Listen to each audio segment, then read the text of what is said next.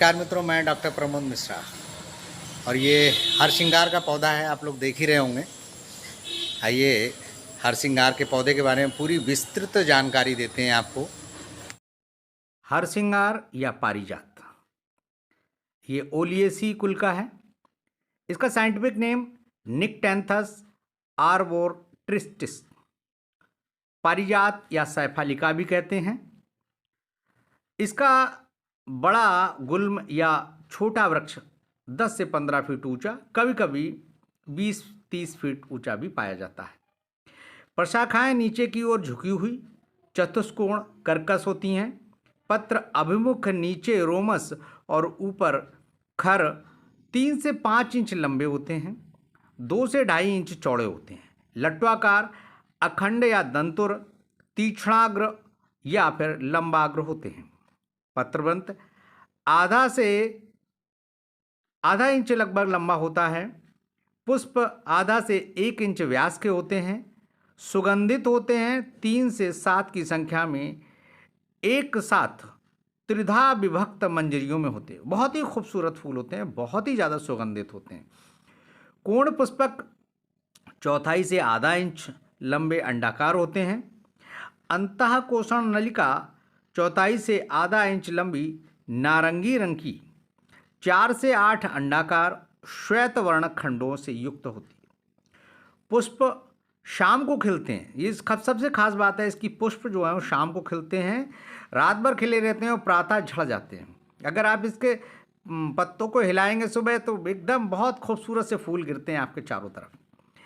फल लगभग पौन से 1 इंच लंबा होता है और चौड़ाई लगभग 1 सेंटीमीटर मोटाई होती है, जो 2 एक बीजी खंडों में विभक्त हो जाता है। शरद ऋतु में पुष्प आते हैं तथा हेमंत में फल लगते हैं। शरद ऋतु वही लगभग अक्टूबर के आसपास और हेमंत में फल लगते हैं दिसंबर जनवरी में। अप्रैल मई में पत्तियां झड़ जाती हैं, बिल्कुल फिर ये लगता है कि सूखा पेड़ सा रह गया हो। उत्पत्ति स्थान ये प्रायः समस्त भारतवर्ष में 3000 फीट की ऊंचाई तक होता है। रासायनिक संगठनों में पुष्पों में एक सुगंधित तेल होता है। रंगीन पुष्प नलिका में निक्टैंथिन नामक रंग द्रव्य ग्लूकोसाइड के रूप में लगभग 0.1% होता है, जो केसर में स्थित एक क्रोसिटिन के समान होता है। बीज मध्य लगभग 12 से 16% पीले भूरे रंग का स्थिर तेल निकलता है। पत्र में टैनिक एसिड, मैथिल सैलिसिलेट, एक ग्लूकोसाइड 1%, मेटिनॉल 1.3%, एक राल 1.2%, कुछ उड़नशील तेल, विटामिन सी और विटामिन ए पाया जाता है। छाल में एक ग्लूकोसाइड और 2 क्षाराब होते हैं। गुण लघु रुक्ष, रस इसका तिक्त होता है, विपाक इसका कटु होता है और उष्णवीर्य होता है। कर्म के दृष्टिकोण से देखा जाए, दोष कर्म ये कफ वात है, पित्त संशोधन है। सांस्थानिक कर्म ये जंतुग्न और कैसे है। आभ्यंतर नाड़ी संस्थान में ये नाड़ियों के शोथ को दूर करता है तथा वेदना स्थापन में काम करता है। बहुत ही अच्छा दर्द निवारक है। पाचन संस्थान में ये दीपन, अनुलोमन, पित्तसारक और क्रमिग्न है। रक्तवय संस्थान में रक्त शोधक है। श्वसन संस्थान में कफग्न है। मूत्रवय संस्थान में मूत्रल है तथा त्वचा में स्वेद जनन है। तापक्रम ज्वरग्न है। सात्वीकरण विषग्न है।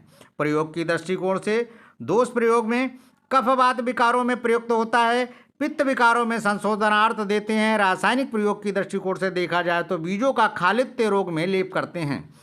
नाड़ी संस्थान में ग्रदर्शी रोग के लिए सर्वोत्तम औषधि है। इसमें पत्र स्वरस पिलाते हैं। लगभग 10 पत्रों का स्वरस बनाकर पिलाते हैं या 10 पत्रों का काढ़ा बनाकर पिलाते हैं। आभ्यंतर पाचन संस्थान में पत्र स्वरस अग्निमांद, विबंध, यकृत विकार, पित्त विकार, अर्श तथा कृमि रोग में देते हैं और रक्तवय संस्थान में रक्त विकारों में इसका प्रयोग करते हैं।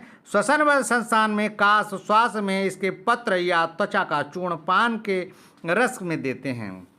मूत्रवय संस्थान में मूत्रकक्ष में अत्यंत लाभकारी है। त्वचा में, त्वक दोषों में उपयोगी है। तापक्रम में, जीर्ण ज्वर में इसका प्रयोग करते हैं। सात्वीकरण सर्प विष में इसकी पत्तियों का रस देते हैं। प्रयोज्य अंग में पत्र और त्वक। मात्रा स्वरस इसका 10 से 20 ml सुबह शाम दे सकते हैं। चूर्ण 1 से 3 ग्राम। इसके बारे में कहा भी गया है, सा सैफालिका दलैक्वातो मृद अग्नि परिसादिता दुर्वारम घृतसी रोगम पीतमात्रम समुद्धरेत। तो इस तरह से पारिजात का उपयोग मैंने आपको बताया। उम्मीद करते हैं आपको बहुत अच्छा लगा होगा।